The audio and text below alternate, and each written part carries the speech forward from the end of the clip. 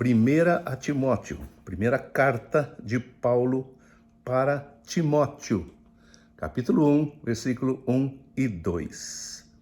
Paulo está escrevendo para o seu amigo, na verdade para alguém que ele chama de filho na fé, alguém que ele ajudou a gerar no relacionamento com Deus, na fé, que ele considera um filho, também para um moço que era bem mais moço do que ele, bem menos experiente do que Paulo, e está escrevendo para encorajar a Timóteo. Timóteo é pastor, está começando o seu pastoreio, o seu pastorado, por isso essas cartas também recebem o nome de cartas pastorais, porque são escritas de um pastor, como Paulo era pastor, para outro pastor. E eu digo pastor aqui no sentido mais amplo da palavra, não alguém que exerce necessariamente o pastoreio específico em algum lugar, mas alguém que é chamado por Deus para cuidar de outras pessoas, um cuidador.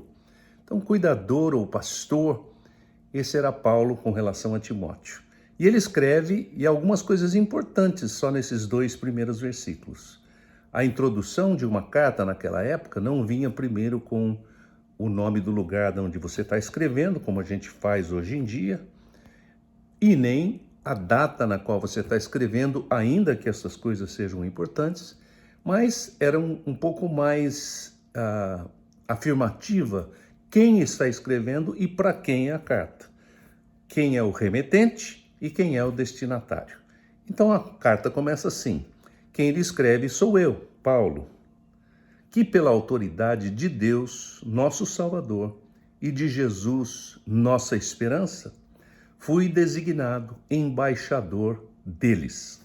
Então primeiro ele diz quem ele é, assume a sua autoria da carta, sou eu que estou escrevendo para você, mas não estou escrevendo apenas debaixo da minha, só do que eu estou pensando, não é apenas uma carta pessoal, não é apenas uma carta em que eu vou repartir com você as minhas ideias ou aquilo que eu acho que é bom ou não bom de ser feito, mas é uma carta que reflete um tipo de relacionamento, é uma carta mais funcional nesse sentido, porque ele está dizendo, eu estou escrevendo essa carta na autoridade que Deus me deu.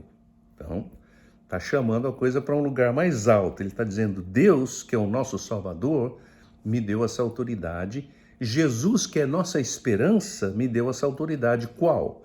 De ter sido designado embaixador deles. A palavra embaixador, no grego, é a palavra apóstolo, e muitas vezes é traduzida como apóstolo. Apóstolo ganhou um sentido hoje em dia, uma conotação assim mais sofisticada, uma pessoa mais importante.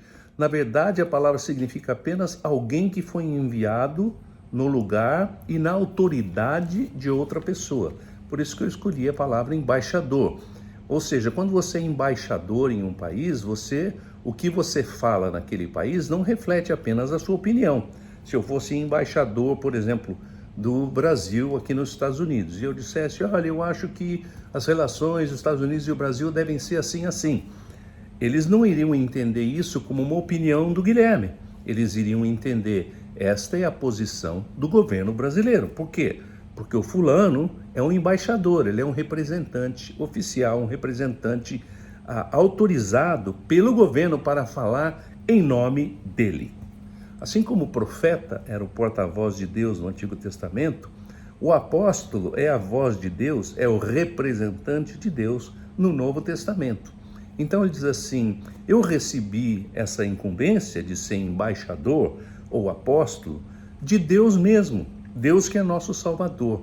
Então a incumbência tem a ver com salvação e tem a ver com esperança, porque ele diz assim, eu recebi de Deus o Pai, que é nosso Salvador, de Jesus o Filho, que é nossa esperança. Por que ele fala que será de Jesus ser a nossa esperança?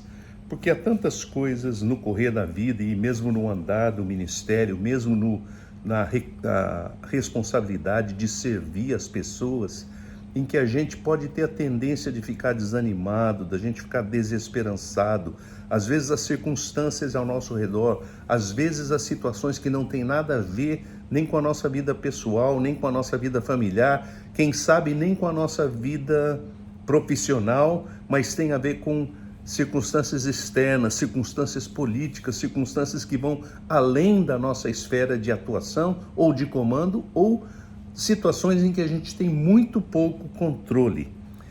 Por conta de tudo isso é que é importante a gente saber que Deus é o nosso Salvador, porque isso nos reporta toda a ideia de quanto Deus já realizou de salvação na história, e também que Jesus é nossa esperança, que nós não precisamos. Toda vez que Jesus encontrava os discípulos, ele dizia: a paz esteja com vocês, não tenham medo, sou eu.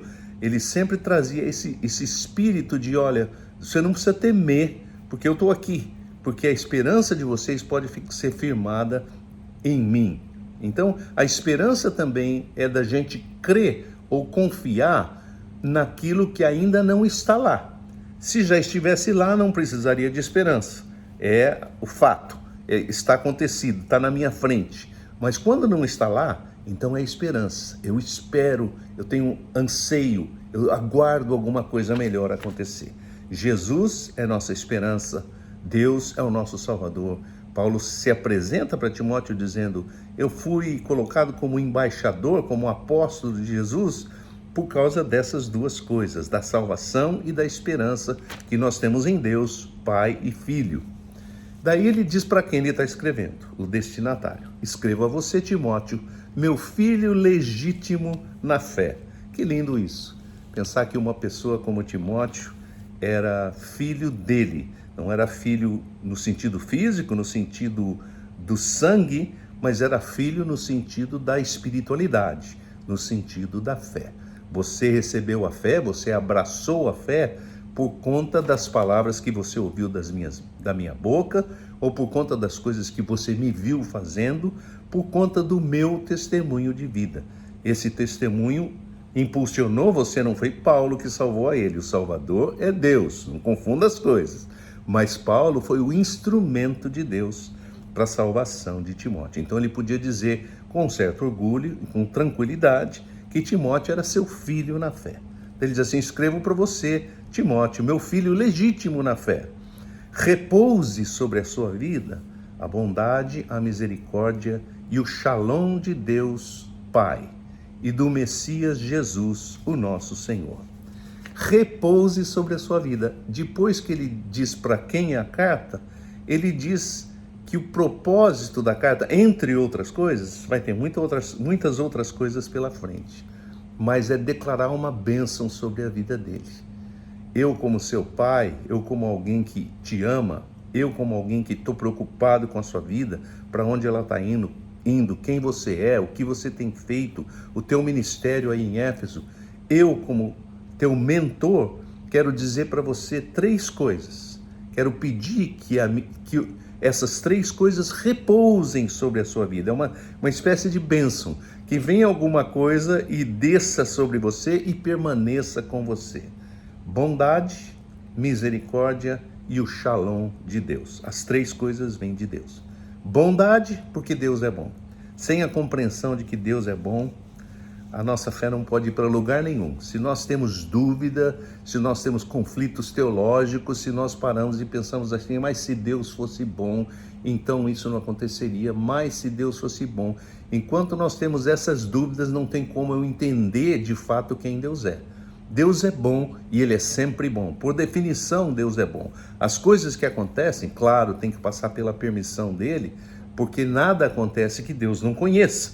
Então, porque Deus é também todo-poderoso, às vezes a gente tem dificuldade em entender todo-poderoso e bom, porque a gente pensa assim: se Deus for todo-poderoso, então ele não pode ser bom, porque ele permitiu isso daí acontecer, ele devia ter impedido, ele devia ter interferido, e não é bem assim, né?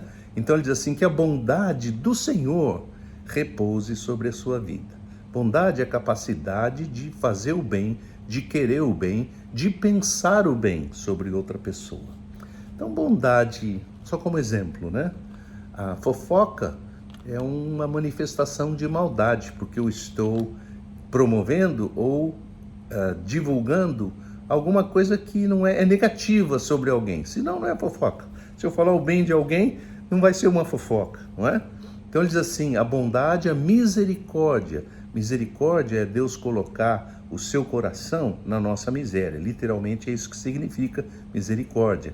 Que a misericórdia de Deus esteja sobre a vida, que Deus não nos trate conforme as coisas erradas ou decisões erradas que a gente faz, mas que Ele tenha misericórdia mesmo dessas coisas. E que o shalom é a paz, né? Eu poderia ter traduzido paz aqui, eu escolhi a palavra shalom, que é a palavra hebraica, porque ela significa mais do que paz. A palavra paz ficou um pouquinho esvaziada de sentido, aquele negócio de paz e amor.